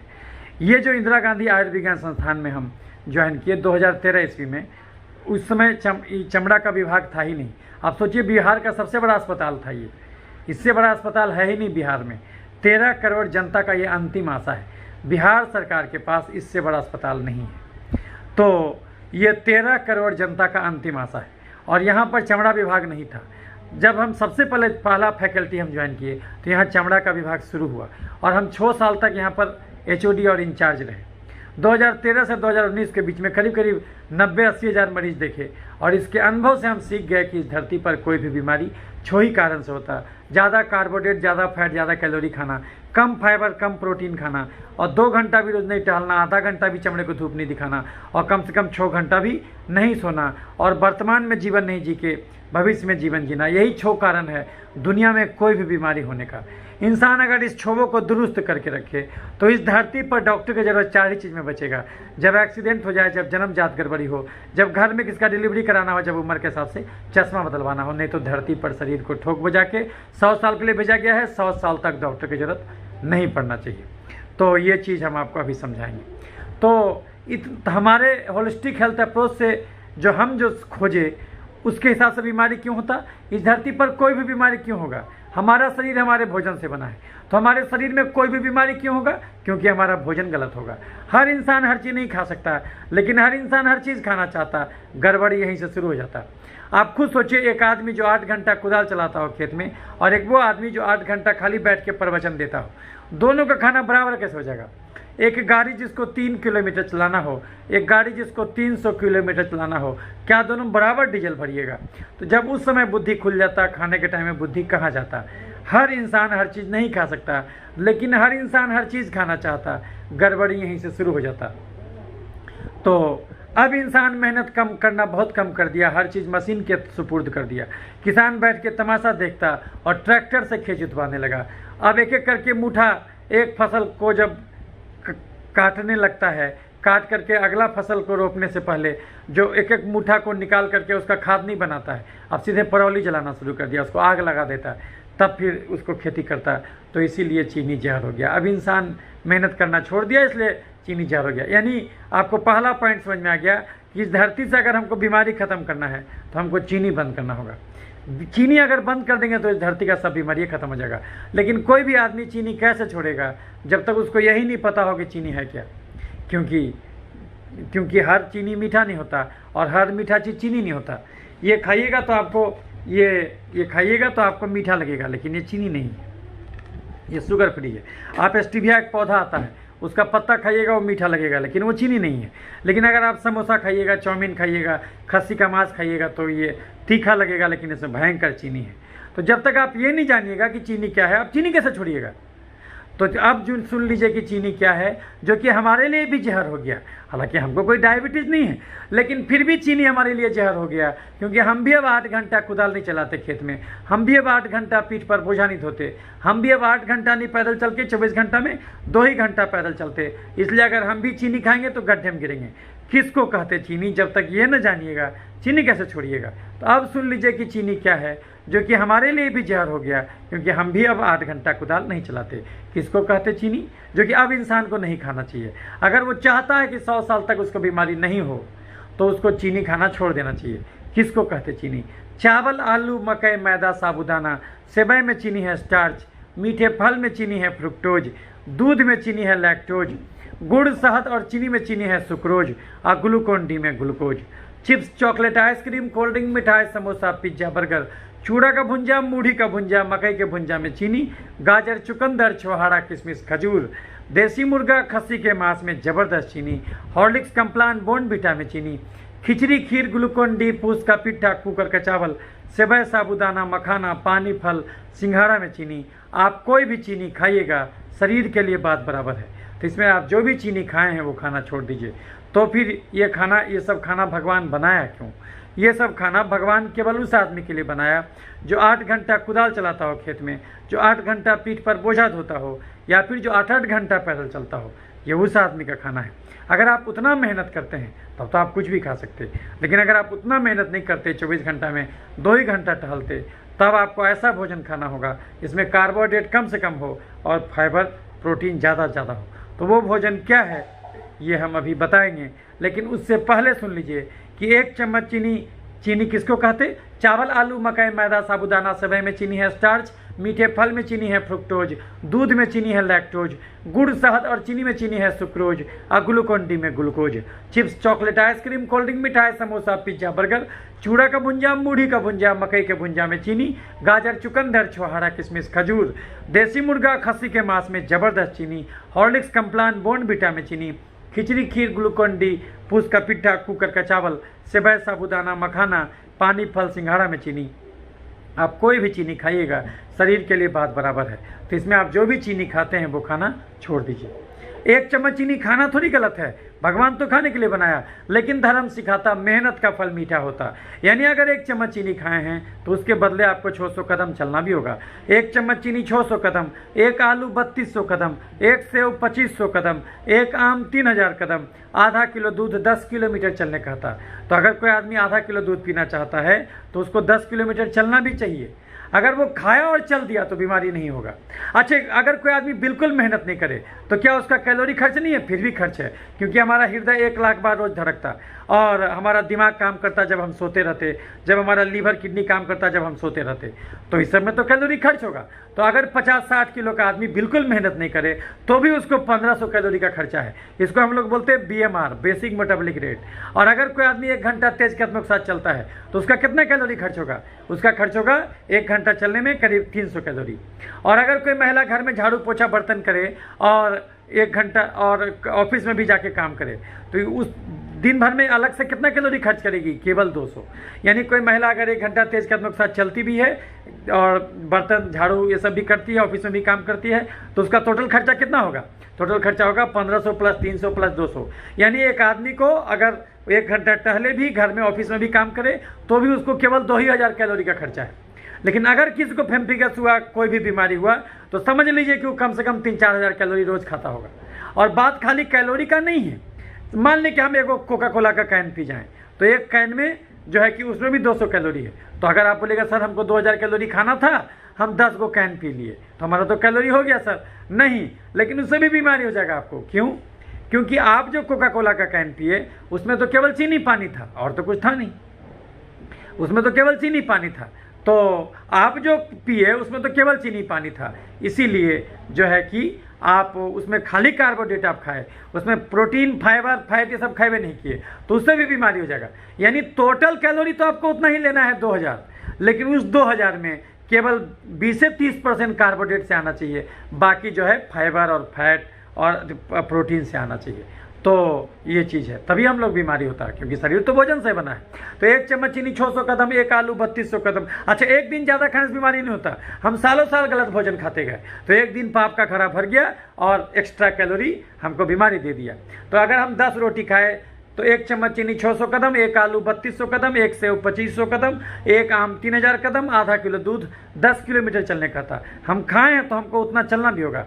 हम खाए और चल दिए तो उससे बीमारी कभी नहीं होगा, लेकिन अगर हम खाए और नहीं चले या फिर कम चले तो पक्का बीमारी होगा, क्योंकि फिजिक्स का फॉर्मूला है energy can not be destroyed, energy can be modified. ऊर्जा का रूप बदलता, ऊर्जा को खत्म नहीं कर सकते। शरीर में चीनी घुसाया, खर्च नहीं किए तो गया कहाँ? वो तो शरीर के अंदर घुस गया। तो शरीर एक्स्ट्रा चीनी को क्या करेगा? या तो उसको चर्बी बनाएगा तो मोटापा का रोग, या तो उसको एलर्जी यानी तेजाब बनाएगा तो एलर्जी का अलग अलग रोग, आने तो उस चीनी को खून से निकाल के शरीर में जहाँ तहाँ छिड़केगा तो उसके चलते इन्फेक्शन का रोग धरेगा। धन का 3 हसल होता, धन है तो भोग लो, नहीं तो दान कर दो, नहीं तो नाश होना तय है। अगर हम 1 घंटा भाषण देंगे तो केवल 50 कैलोरी खर्च होगा।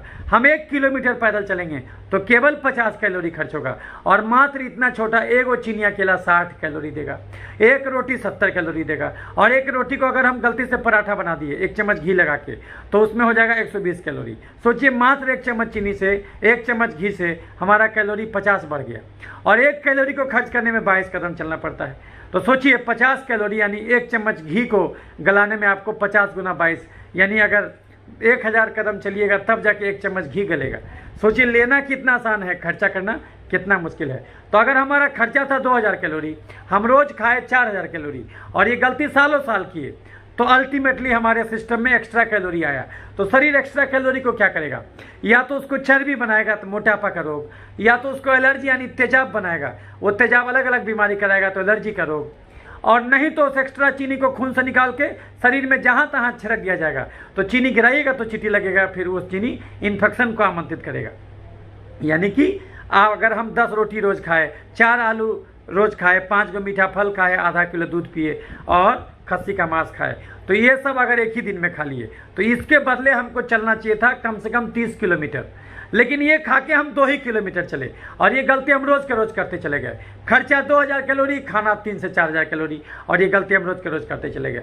तो एक दिन पाप का खरा भर जाएगा। तो शरीर एक्स्ट्रा, तो हमको लक्षण मिलने लगेगा। तो शरीर एक्स्ट्रा कैलोरी को या तो चर्बी बनाएगा तो मोटापा का रोग, आपका BMI बढ़ने लगेगा। 21 से 25 होना चाहिए BMI, basic body mass index, आपका बढ़ के 25 से 30 के बीच में हो गया।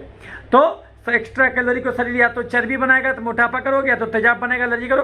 तो हम रोज 10 रोटी खाए, 4 आलू खाए, आधा किलो दूध पिए और नहीं टहले 30 किलोमीटर, तो वो चर्बी बन के ये अगर तोंद में जमा हो गया, कोई बात नहीं, दर्जी कपड़ा का घेरा बढ़ा के आपके तोंद को ढक देगा।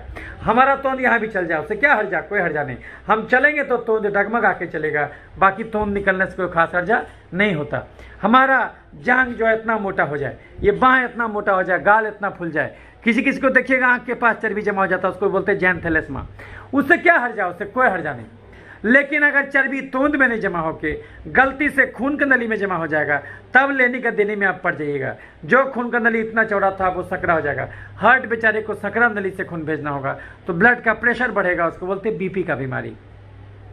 चर्बी अगर हार्ट के नली में जमा हो जाए तो हार्ट अटैक या धड़कन का बीमारी, सीढ़ी चढ़िएगा हाँफने लगेगा। दिमाग के नली में चर्बी जमा हो जाए तो लकवा मार देगा। ओवरऑल दिमाग में चर्बी जमा हो जाए तो बेचैनी, घबराहट, अधकपारी दर्द, मिर्गी और पागलपन से हो जाएगा। चर्बी यहाँ जमा हो जाए तो थायराइड का बीमारी। लैरिंग्स में चर्बी जमा हो जाए तो खराटा से हो जाएगा, सोए सोए दम फूलेगा। लीवर में चर्बी जमा हो जाए तो खाना पचने में दिक्कत, फैटी लीवर, कब्ज गैस, बवासीर, पथरी। पैनक्रियाज के बीटा सेल में चर्बी जमा हो जाए तो डायबिटीज। महिलाओं में ओवरी के पास चर्बी जमा हो जाए तो मानसिक गड़बड़ी, दांत का समस्या, छाती का गिल्टी, बच्चा ठहरने में दिक्कत। पुरुषों में प्रोस्टेट के पास चर्बी जमा हो जाए तो प्रोस्टेट का साइज बढ़ेगा, मूत्रनली पर दबाव पड़ेगा, पेशाब खुलासा नहीं होगा, बार बार उल्टी आए। किसी नस में चर्बी जमा हो जाए तो नस का झिनझिन नहीं, चर्बी यहाँ जमा हो जाए तो किडनी उड़ेगा।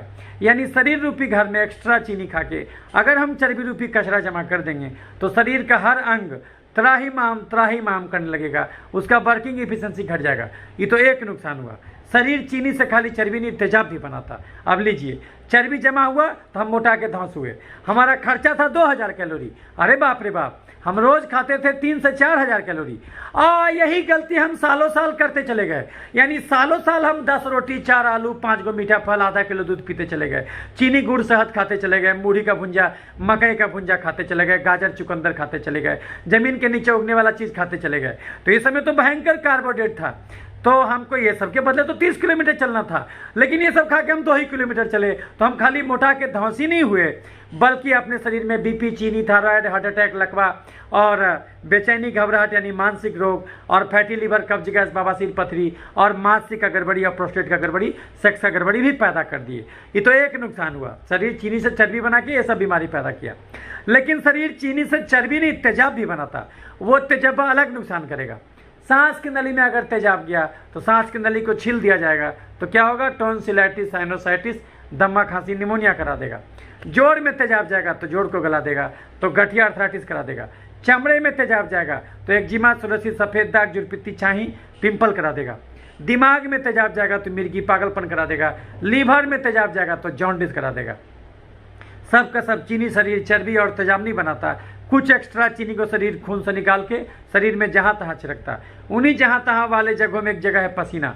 तो यदि आपके पसीने में रोज का रोज चीनी छिड़का जाएगा तो ऐसा दिन आए पकड़ेगा जो ठीक ही नहीं होगा, ऐसा जो है कि फंगस पकड़ेगा, सिवली पकड़ेगा जो ठीक ही नहीं होगा, ऐसा बैक्टीरिया पकड़ेगा बलतोड़ जो कि ठीक ही नहीं होगा, ऐसा चिकन पॉक्स का वायरस पकड़ेगा जो ठीक ही नहीं होगा।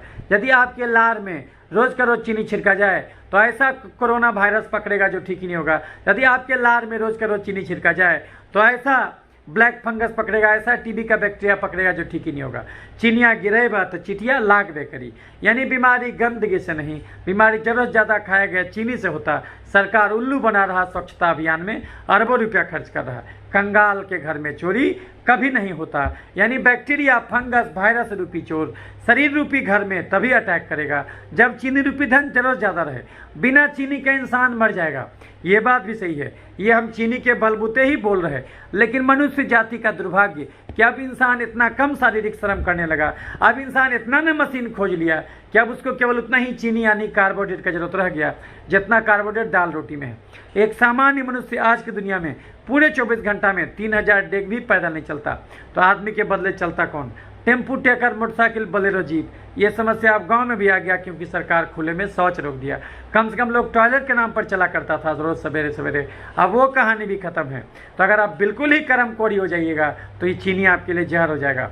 यदि आप 24 घंटा में 1 घंटा भी केवल टहलिएगा तो ये चीनी आपके लिए जहर हो जाएगा। यदि आप अपना गाड़ी 24 घंटा में 2 ही किलोमीटर चलाइएगा तो ये पेट्रोल गाड़ी के लिए जहर हो जाएगा।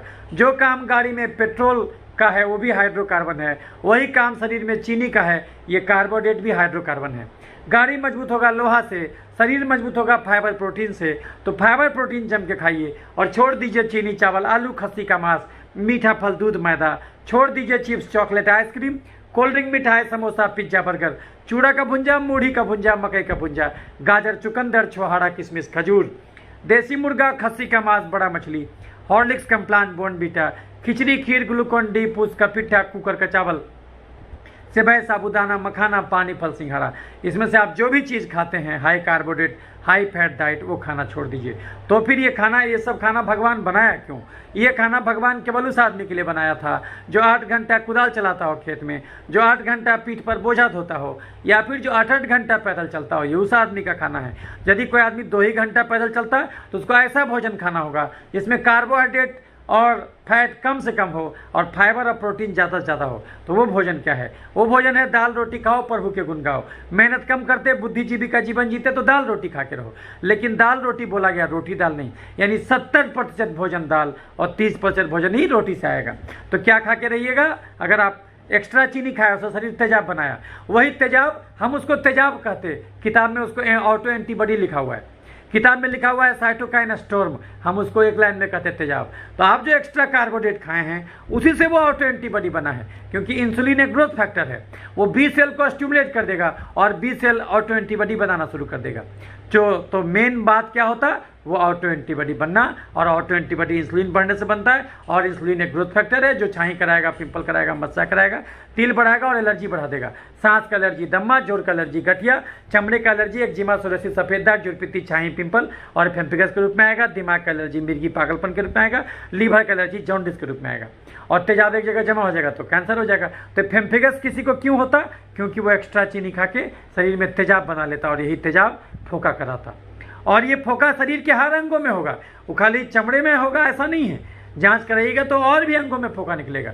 क्योंकि मानव जाति और ऑटो एंटीबॉडीज को टेस्ट करने के लिए अभी किट नहीं बनाया, लेकिन जैसे जैसे विज्ञान डेवलप करेगा देखिएगा कि और भी जांच में पता चलेगा। लेकिन हमको पता चल जाता क्योंकि हम पूरा जांच कराते। जब हम पूरा जांच कराते तो आपको अंदर का बहुत सारा गड़बड़ी हम आपको दिखाते, जो कि बाकी डॉक्टर पूरा जांच नहीं कराते। दूसरी बात तो फिर क्या खा के रहना होगा, दाल रोटी, हरी सब्जी, सलाद, पनीर, राजमा, सोयाबीन, अंडा करी, मछली, चिकन, दही, घी और साग। चाय पीजिए बिना चीनी के, चावल खाइए बिना मार के, कुकर का नहीं तसला का सप्ताह में 3 दिन, सब्जी खाइए बिना आलू के, नॉन वेज खाइए बिना खस्सी के मांस के, मीठा कुछ भी नहीं खाना, चाहे वो सेव केला नारंगी क्यों ना हो, 3 कप चाय के अलावा दूध नहीं पीना, लेकिन दूध को दही बना खाना, 1 घंटा दिन में टहलना, 1 घंटा शाम में चलना। अगर ऐसा नहीं कीजिएगा तो ना केवल ये फेम्फिगस तंग करेगा, नहीं चेतिएगा। इसी ढंग से 10 रोटी एक दिन में, 4 गो आलू, 5 गो मीठा फल, आधा किलो दूध और गुड़, शहद और चीनी, खस्सी का मांस, ये सब खाते जाइएगा तो खाली फेम्पिगस का ही बीमारी नहीं होगा। नहीं चेतिएगा तो आगे चल के बीपी होगा, चीनी होगा, थायराइड होगा, खून में तेल बढ़ेगा, खून में यूरिक एसिड बढ़ेगा, गठिया यानी जोड़ों में दर्द, घबराहट, बेचैनी, अनिद्रा, मिर्गी, पागलपन, मुंह में छाला, फैटी लीवर, कब्ज, गैस, बवासीर, पथरी, पेशाब का इन्फेक्शन, टॉन्सिलाइटिस, साइनोसाइटिस और दम्मा। महिलाओं में मासिक का गड़बड़ी, धात का समस्या, छाती का गिल्टी, बच्चा नहीं ठहरना, पुरुषों में प्रोस्टेट का गड़बड़ी, नपुंसकता, dengue, malaria, typhoid, chicken pox, hepatitis B, HIV, tuberculosis, leprosy, corona virus और अंत में जाके हार्ट अटैक, लकवा और कैंसर भी धरे, लीवर और किडनी भी फेल हो जाए तो भी आश्चर्यचकित नहीं होना चाहिए कि कहा ऐसा हो गया। तो अंत में सारांश सुन लीजिए, इस धरती पर कोई भी बीमारी 6 ही कारण से होता है। ज़्यादा कार्बोहाइड्रेट फैट का भोजन करना, कम फाइबर और कम प्रोटीन खाना। नंबर 3, 2 घंटा भी रोज नहीं टहलना। नंबर 4, कम से कम आधा घंटा भी चमड़े को धूप नहीं दिखाना। नंबर 5, कम से कम 6 घंटा भी नहीं सोना। और नंबर 6, कम से कम जो है कि वर्तमान में जीवन नहीं जी के भविष्य में जीवन जीना। यही 6 कारण होता दुनिया में कोई भी बीमारी होने को। इंसान अगर इस 6 चीज़ को दुरुस्त करके रखे तो इस धरती पर डॉक्टर की जरूरत 4 चीज़ में पड़ेगा। जब एक्सीडेंट हो जाए, जब जन्मजात गड़बड़ी हो, जब घर में किसका डिलीवरी कराना हो, जब उम्र के हिसाब से चश्मा बदलवाना हो। नहीं तो धरती पर शरीर को ठोक बजा के 100 साल के लिए भेजा गया है, 100 साल तक डॉक्टर की जरूरत नहीं पड़ना चाहिए। याद रखिए, बीमारियां भले अनंत हो, स्वास्थ्य तो एक ही है। आपको कोई कहता है देखो ना यार हम बीमार हो गए, आप खटाक से उससे पूछते हैं कौन सा बीमारी हुआ यार। लेकिन अगर आपको कोई कहता है देखो ना यार हम स्वस्थ हैं, तो आप ये कभी नहीं पूछते कौन सा स्वस्थ हैं। बीमारियां भले अनंत हो, स्वास्थ्य तो एक ही है। तो अगर हम स्वास्थ्य रूपी केंद्र बिंदु का रोशनी आपको दिखा दें तो स्वास्थ्य से भटक के आप किसी भी बीमारी की दिशा में गए होंगे, पुनः स्वास्थ्य तक वापस लौटाना आसान हो जाएगा। जिन राहों पर चल के स्वास्थ्य से बीमारी तक पहुंचे उसका उल्टा काम कीजिए तो पुनः स्वास्थ्य का दर्शन हो जाएगा। अभी तक आप जम के चीनी, चावल, आलू, खस्सी का मांस, मीठा फल, दूध, मैदा खाते थे, अभी सब सारा चीज़ छोड़ दीजिए। दाल जम के पीने लगिए, हरा सब्जी जम के खाने लगिए, घड़ी देख के 2 घंटा रोज टहलने लगिए। तो जितना भी एक्स्ट्रा चीनी से चर्बी बना होगा, जिसके चलते आपको और भी रोग हुआ होगा, खाली फेम्फिगस से थोड़ी हुआ होगा। जांच कराइएगा, देखिएगा कि और भी 5 में से गड़बड़ी निकला। कौन कौन सा जांच कराना है वो अभी हम बताएंगे। तो देखिएगा कि और भी गड़बड़ी निकला। तो जब गड़बड़ चीज़ छोड़िएगा तो सारा चर्बी गलेगा, तो बीपी, चीनी, थायराइड भी ठीक हो जाएगा और सारा तेजाब गलेगा। तो जो तेजाब से आपको फोका निकल रहा था वो तेजाब भी खत्म हो जाएगा, तो उसके चलते वो भी ठीक हो जाएगा। और जहाँ तहाँ चीनी छिड़का जा रहा होगा, इसके चलते आपको सेप्टिसीमिया जैसा लक्षण आ रहा होगा, न्यूट्रोफिल बढ़ गया होगा सीबीसी कंप्लीट ब्लड काउंट जाँच में, तो वो सब भी ठीक हो जाएगा। तो बिना भोजन बदले दुनिया का कोई बीमारी जड़ से नहीं जाएगा। भोजन बदल दीजिएगा तो हर बीमारी जड़ से जाएगा। मूर्ख है वो डॉक्टर जो कहता कुछ भी खा लो, कुछ भी कैसे खा लो। एक आदमी जो 8 घंटा कुदाल चलाता हो खेत में, और एक आदमी जो टेबल कुर्सी पर बैठ के व्हाइट कॉलर जॉब करे, दोनों का खाना बराबर कैसे हो जाएगा। लेकिन अगर हम दोनों को बराबर भोजन देंगे तो दोनों बीमार पड़ेगा। तो ये बात है। तो बीमारियां भले अनंत हो, स्वास्थ्य एक ही है। तो अगर हम स्वास्थ्य रूपी केंद्र बिंदु का रोशनी आपको दिखा दें तो स्वास्थ्य से भटक के आप किसी भी बीमारी की दिशा में गए होंगे, पुनः स्वास्थ्य तक लौटाना आसान हो जाएगा। अभी तक आप जम के चीनी चावल आलू खस्सी का मांस मीठा फल दूध मैदा खाते थे, ये सब खाना छोड़ दीजिए, दाल जम के पीने लगिए, हरा सब्जी जम के खाने लगिए, अंकुरी चना मूंग खाने लगिए, घड़ी देख के 2 घंटा रोज टहलने लगिए, तो ये सारा बीमारी सब चर्बी गल जाएगा, सब तेजाब गल जाएगा और जहाँ तहाँ चीनी छिड़का गया होगा वो भी खत्म हो जाएगा, बीमारी खत्म हो जाएगा। तो इसमें हम पूरा जांच कराते हैं मरीज का। क्या क्या जांच कराएंगे? CBC, LFT, KFT, TSH, NT-TPO, CRP, ASO, ANA, carcinogenic antigen, alpha fetoprotein, torch test, Widal test और VDRL, वायरल मार्कर और जो है कि vitamin D level, vitamin B12 level और जो है कि उसके अलावा ये डी डायमर स्टडी और NT-DS DNA और ये RBS, HbA1c, insulin level, lipid profile और urine routine microscopy, spot urine, protein creatinine, ये पूरा जांच जब कराइएगा लिपिड प्रोफाइल तब दंग रह जाइएगा। प्रोस्टेट स्पेसिफिक एंटीजन, फीमेल में LH/FSH ratio, serum testosterone, prolactin, जब ये पूरा जांच कराइएगा तो दंग रह जाइएगा। कम से कम 4 से 5 में गड़बड़ी और भी निकलेगा तब आप माथा ठोक लीजिएगा। आपको लगेगा हमको तो लगता था कि खाली फेम्फिगस का ही बीमारी है, ये तो और भी बीमारी है। ये गलत भोजन खाली फेम्फिगस ही नहीं कराया होगा, और भी 5-6 बीमारी कराया होगा। और जब गलत भोजन करना छोड़ दीजिएगा देखिएगा वो सारा चर्बी गल गया, सारा तेजाब गल गया और बीमारी ठीक हो गया। तो क्या खा के रहिएगा? 1 कटोरा गाढ़ा दाल सवेरे, 1 कटोरा गाढ़ा दाल दोपहर, 1 कटोरा गाढ़ा दाल रात में पीना। दाल कैसे बनाते हैं वो तो आप जानते हैं। एक कुकर लीजिए, उसमें आप तसला लीजिए, उसमें पानी डालिए और दाल आता पल्स, चाहे मूंग, मसूर, अरहर, उड़द, चना, ये कोई भी सब दाल थोड़ा थोड़ा मिला दीजिए। उसमें पालक का साग, टमाटर डाल दीजिए, कुकर तसला में खौला दीजिए, घोटनी से घोट दीजिए, छौंक दीजिए। 1 कटोरा गाढ़ा मिक्स दाल सवेरे, 1 कटोरा गाढ़ा दाल दोपहर, 1 कटोरा गाढ़ा दाल रात में पीजिए। पेट में पहले दाल घुसेगा, पहले दाल पी लिए, उसके बाद पेट में जगह कम गया। अब हम 1 प्लेट खीरा टमाटर खा लेंगे, लेकिन जमीन के नीचे उगने वाला गाजर, चुकंदर, मुरई, सलजम, प्याज सलाद के रूप में नहीं खाना। सलाद के रूप में क्या खाना? 2 ही चीज़, खीरा टमाटर। पहले एक कटोरी नहीं, कटोरा बोल रहे हैं, कटोरी एक हाथ से पकड़ा था, हम कटोरा बोल रहे हैं। 1 कटोरा गाढ़ा दाल सवेरे, 1 कटोरा गाढ़ा दाल दोपहर, 1 कटोरा गाढ़ा दाल रात में पी लीजिए। पेट में पहले दाल घुस गया, उसके बाद जो है कि पहले दाल पी लिए, फिर 1 प्लेट खीरा टमाटर खा लिए सुबह दोपहर रात। तो 1 प्लेट गाढ़ा दाल, 1 कटोरा गाढ़ा दाल सुबह दोपहर रात खा लिए, 1 प्लेट खीरा टमाटर सुबह दोपहर रात खा लिए। अब हमारे पेट में जगह कम बचा, हम 24 घंटे में केवल 3 रोटी खाएंगे, 1 सुबह, 1 दोपहर, 1 रात। और 3 रोटी से अगर पेट नहीं भरा तो दाल अनलिमिटेड, हरा सब्जी अनलिमिटेड, अंकुर चना मूंग अनलिमिटेड। 1 कप चाय सवेरे, 1 कप चाय शाम, बिना चीनी, बिना गुड़, बिना शहद डाले। 2 कप चाय के अलावा अलग से दूध, हॉर्लिक्स, बॉर्नवीटा, कॉम्प्लान नहीं पिएंगे, क्योंकि 100 ग्राम दूध में करीब 65 ग्राम चीनी और फैट मिला हुआ है। लैक्टोज और फैट मिला के करीब मोर देन 70% खाली वही चीज़ है। तो वो सब खाना छोड़ दीजिए, दाल जम के पीजिए, हरा सब्जी जम के खाइए, घड़ी देख के 2 घंटा रोज टहलिए, तो सारा चर्बी गलेगा, सारा तेजाब गलेगा। रोटी 24 घंटे में केवल 3, चावल सप्ताह में 3 दिन खाना। कौन सा चावल? उसना चावल, माड़ निकाला हुआ तसला वाला चावल। लेकिन चावल से बनने वाला इडली, डोसा, बिरयानी, पुलाव, चूड़ा का भुंजा, मूढ़ी का भुंजा, खिचड़ी, खीर, कुकर का चावल, फूस का पिट्ठा कभी भूल कभी नहीं खाना, क्योंकि ये सब चीज़ में माड़ यानी चाशनी तो अंदर ही रह जाता। जितना चीनी चाशनी में होता उतना ही चीनी माड़ में होता। चाशनी पीजिए कि माड़ पीजिए, बात बराबर है। तो ये सब गड़बड़ चीज़ खाना छोड़ दीजिए। High carbohydrate, high fat diet खाना छोड़ दीजिए। ज़्यादा रिफाइंड चीज़ मत खाइए और लेस जो है कि ये फोर्टिफाइड चीज़ खाइए और जो है कि नेचुरल चीज़ खाना शुरू कीजिए, जैसे कि आपको जो है कि जिसमें फाइबर ज़्यादा हो। तो खीरा टमाटर जम के खाइए। पता चला 1 किलो कद्दू अकेले खा गए, 1 किलो परवल अकेले खा गए, 1 किलो भिंडी अकेले खा गए, लेकिन जमीन के नीचे उगने वाला आलू और ओल शकरकंद, चुकंदर, गाजर, केला कभी नहीं खाना। तो आपको 2-3 चीज़ क्या समझ में आया कि आपको खाली फेम्फिगस नहीं है, जिसको भी फेम्फिगस है उसको खाली फेम्फिगस नहीं है, उसको और भी 10 गो रोग है। और बीपी, चीनी, गठिया, दमा, मिर्गी, पथरी अलग अलग डॉक्टर से नहीं खाना। अगर हमसे बीपी, चीनी, गठिया, दमा, मिर्गी, पथरी जड़ से ठीक नहीं होगा तो हमसे ये फेम्फिगस भी जड़ से ठीक नहीं होगा, क्योंकि बीमारियां भले अनंत हो, स्वास्थ्य तो एक ही है। तो अगर हम जड़ ही काट देंगे तो अलग अलग शाखा काटने की जरूरत नहीं पड़ेगा। ज़्यादा जोगी मठ उजार, 4 नाव पर सवारी की जगह पक्का डूब जाइएगा। तो अगर आप बीपी, चीनी, गठिया, दमा, मिर्गी, पथरी अलग अलग डॉक्टर से दिखाइएगा तो कभी बीमारी से ठीक नहीं हो पाइएगा। तो ये सब भी आकर के चमड़े डॉक्टर से हम ही से दिखाइए तो भी वो ठीक हो जाएगा, या फिर जो भी आपको अच्छा लगता है चमड़ा का डॉक्टर, आप उससे सलाह ले सकते हैं। बीमारी गरीबी अमीरी से नहीं होता, तो बीमारी फिर क्यों होता? जीभ के चटोरपन और शरीर के कर्म कोढ़ीपन से। इस धरती पर भगवान किसी भी अमीर गरीब को जीभ का चटोर और शरीर का कर्म कोढ़ी बनने का लाइसेंस नहीं देता। इंसान अपना कब्र खुद ही खोद लेता, अपनी चिता खुद ही सजा लेता। तो गलत भोजन करना छोड़ दीजिए, दाल जम के पीजिए, हरा सब्जी जम के खाइए, अंकुरी चना के मूंग खाइए, 1 घंटा सवेरे 1 घंटा शाम में चलिए तो बीमारी ठीक हो जाएगा। याद रखिए, हम 1 लाख मरीज देख के क्या सीखे, ये सीखे कि बीपी में नमक नहीं चीनी बंद होगा, थायराइड में फूलगोभी नहीं चीनी बंद होगा, खून में तेल बढ़ेगा तो घी नहीं चीनी बंद होगा, खून में यूरिक एसिड बढ़ेगा तो दाल नहीं चीनी बंद होगा, पथरी में पालक का साग टमाटर नहीं चीनी बंद होगा, और गठिया में दही नहीं चीनी बंद होगा। लेकिन चीनी किसको कहते हैं? जब तक ये नहीं जानेगा चीनी कैसे छोड़िएगा। तो कोई आदमी एक दिन में 10 रोटी खा रहा है, 4 सुबह 4 दोपहर 2 रात, तो एक दिन में 10 रोटी खा रहा है, लेकिन शरीर का जरूरत वास्तव में केवल 3 रोटी का है।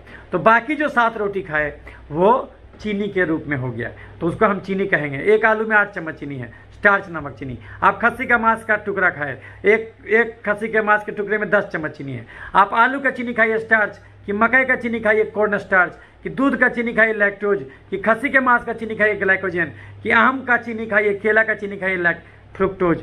कोई भी चीनी खाइएगा बात बराबर, ग्लूकोन डी का ग्लूकोज बात बराबर। तो ये सब खाना छोड़ दीजिए। सच्चाई ये है कि अब इंसान चीनी चावल आलू खस्सी का मांस मीठा फल दूध मैदा खाने लायक नहीं बचा, तो ये सब खाना उसको छोड़ देना चाहिए। तो कुकर का चावल आलू का सब्जी मीठा फल दूध मैदा chips chocolate ice cream cold drink मिठाई समोसा पिज्जा बर्गर चूड़ा का भुंजा मूढ़ी का भुंजा मकई का भुंजा गाजर चुकंदर छोहाड़ा किशमिश खजूर देसी मुर्गा खस्सी का मांस बड़ा मछली हॉर्लिक्स कम्प्लान बोनबीटा खिचड़ी खीर ग्लूकोन डी फूस का पिट्ठा कुकर का चावल से साबुदाना मखाना पानी फल सिंघाड़ा, इसमें जो भी चीज़ खाते हैं वो खाना छोड़ दीजिए। तो क्या खा के रहिएगा? दाल रोटी हरी सब्जी सलाद पनीर राजमा सोयाबीन अंडा कड़ी मछली चिकन दही घी और साग। तो हम इसमें कैसे इलाज करते? हम मरीज का पूरा जांच कराते। जब पूरा जांच कराते, कौन कौन जांच आप रिवाइंड करके देख लीजिए, फिर से करके देख लीजिए। तो पूरा जांच जो कराते तो मरीज को समझ में आ जाता कि हाँ हमको खाली फेम्पेगस नहीं, हमको और भी बीमारी है, और जो जो गड़बड़ी आता है उसके हिसाब से दवा लिखते। अगर उसको इन्फेक्शन भी है, न्यूट्रोफिल 70% से ज़्यादा है, तो उसमें gram positive gram negative best antibiotic देते हैं। अगर मरीज का कंडीशन ज़्यादा खराब है, ओरल नहीं ले सकता, तो उसको भर्ती करके इंजेक्शन डेक्सोना चलाते और फिब्जियो चलाते, फिब्रासिलिन टर्जोबैक्टम, और साथ में एक एंटी फंगल भी दे देते फ्लूकोनाजोल का इंजेक्शन, और साथ में जो है कि एक एंटीवायरल भी देते एसाइक्लोविर का इंजेक्शन, और सब मिला जुला के चलाते उसको। तो उसका जो है कि लीजन सूखने लगता, और जब सूखने लगता तो फिर ओरल पर डाल देते। तो पहले क्यों हम एंटीबायोटिक चलाएंगे सर, क्यों एंटी फंगल चलाएंगे सर, क्यों चलाएंगे? क्योंकि वो ऑलरेडी मरीज ज़्यादा खा चुका है चीनी, और ज़्यादा खाया है तो खाली उस चीनी से तेजाब जो बना, और तेजाब से खाली फोका ही नहीं निकला, कुछ चीनी का शरीर जहाँ तहाँ भी छिड़का, तो उसका जो फ्लूइड निकल रहा होगा छिला हुआ जगह का, उस फ्लूइड में भी बहुत ज़्यादा चीनी होगा, और इसलिए उसमें इन्फेक्शन फैलने का खतरा सामान्य मरीज से 20 गुना 30 गुना 100 गुना ज़्यादा है। तो इसलिए आपको ग्राम नेगेटिव ग्राम पॉजिटिव जो 2 प्रकार का बैक्टीरिया होता है एरोबिक एनेरोबिक, उसके लिए भी कवरेज देना होगा, एंटी फंगल कवरेज देना होगा, एंटी वायरल कवरेज देना होगा, साथ में स्टेरॉयड देना होगा, इम्यूनोसप्रेसिव ड्रग या फिर टैक्रोलिमस या फिर माइक्रोफेनोलिड मोफेटिल। तो हम लोग क्या करते, पहले पूरा जांच कराते, उसका ये जो जो गड़बड़ी आता है उसके हिसाब से भी दवा लिखते। किसको डायबिटीज़ है तो डायबिटीज़ का भी दवा हम ही लिखते। उसको ये नहीं बोलते कि डायबिटीज़ तुम कहीं और इलाज कराना, क्योंकि कारण तो एक ही है। जब हम जड़ें काट देंगे तो अलग अलग शाखा काटने की जरूरत नहीं पड़ेगा। तो मरीज को ये समझ में आ जाता जांच देखने के बाद। ऐसा नहीं समझता मरीज, ऐसा तो गलतफहमी में रहता, क्योंकि उसको तो और भी विभाग का लक्षण मिलता नहीं, तो उसको लगता है हमको खाली मामूली सा चरमरा का बीमारी है। लेकिन जब जचवा कराता तो उसको दिखता है कि अरे बाप रे बीमारी तो और भी है। तो लेकिन कारण तो सबका एक ही है, गलत भोजन। तो जो है कि तब उसको समझा देते कि देखो बेटा अब ये सब गलत चीज़ नहीं खाना, तब उस समझ में आ जाता और उसको फॉलो करने लगता, तो उसका बीमारी जल्दी ठीक हो जाता। तो हम लोग उसको पहले पूरा जांच कराते, उसके हिसाब से जो जो गड़बड़ी आता वो दवा लिखते, gram positive gram negative coverage, anti fungal anti viral वो देते, स्टेरॉयड देते, और स्टेरॉयड के साथ शुरू में स्टेरॉयड भी देते, बाद में उसके साथ साइक्लोस्पोरिन या मेथोट्रेक्सेट भी चला देते, और कुछ दिन के बाद उसको टैपर करते रहते, तो स्टेरॉयड बिल्कुल बंद कर देते और इसी पर रखते, और देखते कि एलर्जी कितना गुना बढ़ा हुआ है, उसी के हिसाब से हम लोग दवा का डोज धीरे धीरे करके घटाते रहते। लेकिन आज तक हमको रिटुक्सीमाब एक आध केस में यूज की, 2-3 केस में यूज करना पड़ा, ये यूज किए हैं, वो भी मरीज इंसिस्ट किया इसलिए, और IVIG तो ये यूज करना पड़ा। लेकिन ऐसे आजकल यूज नहीं करना पड़ता, क्योंकि यदि हम भोजन बदलते थे तो बीमारी जड़ से जाता है, और हम मरीज को बोल सकते हैं तुमको दोबारा नहीं होगा अगर इसको फॉलो करोगे तो। हाँ, अगर तुम फिर एक दिन में 10 रोटी खाने लगोगे, हम 3 ही रोटी बोले हैं, एक सुबह एक दोपहर एक रात, लेकिन अगर आप फिर रोज 10 रोटी खाने लगिएगा, आधा किलो दूध पीने लगिएगा, चीनी गुड़ साथ खाने लगिएगा, 2 घंटा से कम टहलिएगा, आधा घंटा भी चमड़े को धूप नहीं दिखाइएगा, तो जो उसके चलते क्या होगा, फिर से वो तेजाब बनने लगेगा, फिर आ जाएगा। लेकिन अगर इसको फॉलो कीजिएगा तो खाली फेम्पिगस से नहीं बचिएगा, बल्कि भविष्य में होने वाले हार्ट अटैक लकवा और कैंसर से भी ये डॉक्टर आपको बचा देगा, क्योंकि कारण तो सबका एक ही है। तो हम ज़्यादा तवज्जो मरीज को देते हैं भोजन बदलने पर, कि भोजन बदल दो ये ठीक हो जाएगा। लेकिन कोई भी डॉक्टर ये भोजन नहीं बदलता, इसीलिए क्या होता कि वो अपने मरीज को जड़ से ठीक नहीं कर पाता, क्योंकि शरीर तो भोजन से बना है। शरीर खराब क्यों हुआ? क्योंकि कहीं ना कहीं भोजन गलत था। ठीक कैसे होगा? जब हम भोजन सुधारेंगे तभी ठीक होगा, अदरवाइज ठीक नहीं होगा। तो ये आपको समझ में आ गया होगा। तो यही चीज़ के लिए हम आपको वीडियो बनाए थे। तो उम्मीद करते हैं आपको समझ में आया होगा कि इंसान बीमार क्यों पड़ता, और इंसान हम लोग का मेडिकल साइंस में क्या कहा जाता है कि ऐसा इलाज करो कि दवा भी रहे, डॉक्टर भी रहे, बीमारी भी रहे, मरीज भी रहे, चारों खुशीपूर्वक जीवन यापन करे, कोई किसी से क्षतिग्रस्त नहीं हो। तो हम मरीज को कुछ नहीं समझाएंगे खाने पीने के बारे में। मरीज आता जाएगा स्टेरॉइड लिखते जाएंगे, मरीज आता जाएगा उसको हम साइक्लोफोस्फामाइड लिखते जाएंगे, मरीज आता जाएगा हम उसको साइक्लोस्पोरिन लिखते जाएंगे, मेथोट्रेक्सेट लिखते जाएंगे, IVIG लिखते जाएंगे। उससे तो मरीज का खर्चा होगा, रिटुक्सीमाब लिखते जाएंगे। तो मरीज को तो लूटेंगे हम, बार बार वो फंसेगा, बार बार भोग विलास करेगा, बार बार फंसेगा, बार बार उसको हमारे पास आना पड़ेगा। लेकिन जब गड़बड़ चीज़ खाना छोड़ देगा तो बिल्कुल जड़ से जाएगा। याद रखिए, दुनिया में अलग से चर्म रोग नहीं होता, चमड़ा का बीमारी तो अंदर की गड़बड़ी का बहुत बाहरी रूप होता। बहुत कुछ भेद खोल देता है हमारा चमड़ा, इशारों इशारों में अंदर की कहानी को बड़ी बेबाकी से समय से पहले बोल देता है हमारा चमड़ा। चमड़ा शरीर का दर्पण है, और चमड़े के माध्यम से शरीर की कहानी को पढ़ लेने की कला का नाम है चर्म रोग चिकित्सा। यह कलाकारी किसी और डॉक्टर को नहीं सिखाया गया। यानी अगर हमसे बीपी, चीनी, गठिया, दमा, मिर्गी, पथरी ठीक नहीं होगा तो हमसे फेम्पिकस भी जड़ से ठीक नहीं होगा। और बात फेम्पिकस का नहीं है, अब आपको समझ में आ गया होगा कि फेम्पिकस कहिए, फेम्पिक्वाइड कहिए, उसको हेली डिजीज कहिए, उसको कुछ भी कहिए, कारण तो सबका एक ही होता है, कारण तो सबका एक ही होता है, वो हम आपको बता दिए।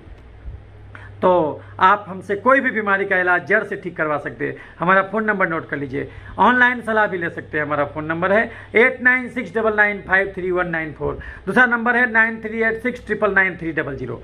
और जो है कि कितने बजे फ़ोन कर सकते हैं? 7 बजे सुबह, 6 बजे शाम या 9 बजे रात। किसी भी बीमारी के संदर्भ में कुछ भी इलाज हो। अगर कोई डॉक्टर बोले मिर्गी नहीं जाता जड़ से, माइग्रेन जड़ से नहीं जाता, पथरी बिना ऑपरेशन के ठीक नहीं होता, ये छाती का गिल्टी अगर किसी महिला में हो जाए वो बिना ऑपरेशन के ठीक नहीं होता, कैंसर जड़ से नहीं जाता, वो सब मरीज को हमारा फ़ोन नंबर दे सकते हैं। ये सब मरीज को हम जड़ से ठीक करेंगे, बशर्ते मरीज 2 घंटा रोज, 3 घंटा रोज टहलना शुरू कर दे। डायबिटीज़ को भी हम लोग जड़ से ठीक करेंगे, बशर्ते मरीज 3-4 घंटा रोज टहलने लगे, दाल जम के पीने लगे, हरा सब्जी जम के खाने लगे, अंकुरी चना मूंग जम के खाने लगे, और रोटी केवल 3 ही खाने लगे, नॉन वेज केवल 1 ही दिन। कौन सा नॉन वेज? जो है कि चिकन, पोल्ट्री फार्म का चिकन सप्ताह में एक दिन, और या फिर अंडा पीला वाला फेंक के, वो तो 1 अंडा रोज, और चिकन मछली छोटा साइज का सप्ताह में एक दिन। लेकिन देसी मुर्गा, खस्सी का मांस, बड़ा मछली नहीं खाना। तो अगर कोई भी ये सब करने को तैयार है, उसको कुछ बीमारी हो, आप हमारे पास भेज सकते हैं। लेकिन हमारे पास वही मरीज आए जो बोले कि नहीं सर बीपी, चीनी, गठिया, दमा, मिर्गी, पथरी भी आप ही से ठीक कराएंगे, तब तो उसका इलाज संभव है। नहीं तो वो बोलेगा नहीं सर बीपी, चीनी, गठिया, दमा कहीं और इलाज कराएंगे, आपसे खाली फेम्पिकस इलाज कराएंगे, तब उसका इलाज संभव नहीं है। क्योंकि ज़्यादा जोगी मठ उजाड़, 4 नाव पर सवारी कीजिएगा डूब जाइएगा। हम बोलेंगे दूध नहीं पियो, वो बोलेगा दूध रोज पियो, आप किसका बात मानिएगा? तो इसीलिए तो उम्मीद करते हैं, इसी को हम बोलते हैं होलिस्टिक हेल्थ अप्रोच। यानी बीमारी अकेले नहीं आया, बीमारी को समग्रता में देखना, इसलिए इलाज भी समग्रता में देखना। तो इस यही हम तरीके से हम बीमारी को जड़ से ठीक करते। तो अब समझ में आ गया हो किताब में क्यों लिखा हुआ जड़ से नहीं जाता, और हम क्यों बोल रहे हैं कि ये जड़ से जाता। तो कितने मरीजों को हम लोग इसी तरीके से ठीक किए। तो आपको भी सलाह लेना है, सलाह ले सकते हैं। अगर ये वीडियो अच्छा लगा होगा तो लाइक और शेयर कीजिएगा। लाइक और शेयर इसलिए नहीं कीजिएगा कि हमारा कोई नाम हो, नहीं, हमको नाम, पैसा, शोहरत का कोई जरूरत नहीं है, क्योंकि इतना बड़ा ब्रह्मांड है, उसमें एगो छोटा सौर मंडल है। उस छोटा एक सौर मंडल में हम छोटा सा ग्रह में, पृथ्वी में हम छोटे से जीव हैं। हमारा औकात क्या हो सकता है? मरने के बाद हम देखने थोड़ी आएंगे कि हमारा कोई नाम ले रहा है कि नहीं ले रहा है, कोई नहीं देखने आएंगे। दूसरी बात, उतना पैसा तो हमको सैलरी मिल जाता है भगवान की दया से कि हमको और पैसा नहीं चाहिए। तो यूट्यूब का वीडियो हम कोई पैसा कमाने के लिए नहीं बनाते हैं। इसीलिए लाइक और शेयर इसलिए मत कीजिए कि इसलिए हम नहीं चाहते कि बहुत ज़्यादा लोग देखें, हाँ, लेकिन जिसको बीमारी है उस तक पहुँच जाए। तो लाइक और शेयर कीजिए, क्योंकि इसलिए कीजिए क्योंकि अगर आपको लगता है कि ये जानकारी पहुँचने से और लोग को फायदा होगा तो लाइक और शेयर कीजिए। और हमारा 2 चैनल है यूट्यूब का, एक है डॉक्टर क्रांति चंदन जयकर, डॉक्टर क्रांति चंदन जयकर, और दूसरा है खाली क्रांति जयकर। तो ये दोनों चैनल को सब्सक्राइब कर लीजिएगा, ताकि जो भी वीडियो बनाए तुरंत आप तक पहुंचे। क्योंकि हम हर बीमारी का वीडियो बनाते, हम कविता भी लिखते, उसका भी वीडियो बनाते, हम यात्रा भी करते, तो ट्रेवल का ब्लॉग भी बनाते। तो आपको हमसे हर प्रकार का जो है कि ज्ञान, मनोरंजन, जो भी हम सीखेंगे कोशिश करेंगे आप तक हम सिखाते चले जाएँ। तो इसीलिए जो हम वीडियो बनाते रहते हैं। तो इसीलिए ये वीडियो बनाना हमारे लिए इंटरटेनमेंट है, अच्छा लगता है हमको, बहुत अच्छा। जैसे एक पेंटर पेंटिंग बनाने में खुश होता, उसी प्रकार से हमको वीडियो बनाने में अच्छा लगता है, इसलिए हम वीडियो बनाते हैं। तो इसलिए अगर आप सब्सक्राइब कीजिएगा तो आपको जो है अलग अलग प्रकार का वीडियो मिलता रहेगा। तो अगर अच्छा लगे तो लाइक और शेयर कीजिएगा ताकि और लोगों तक जानकारी पहुँचे। बड़े प्रेम से आपने हमारी बातों को सुना तो आपके अंदर मौजूद परमात्मा, हर आदमी के अंदर एक परमात्मा रहता, केवल डॉक्टर ही भगवान नहीं होता, पीड़ित मानवता भी भगवान होता। तो आपके अंदर मौजूद को परमात्मा को मैं प्रणाम करता हूँ। इसी ढंग से प्रेम बनाए रखिएगा, अनुग्रह बनाए रखिएगा और सुखी रहिएगा, स्वस्थ रहिएगा। धन्यवाद।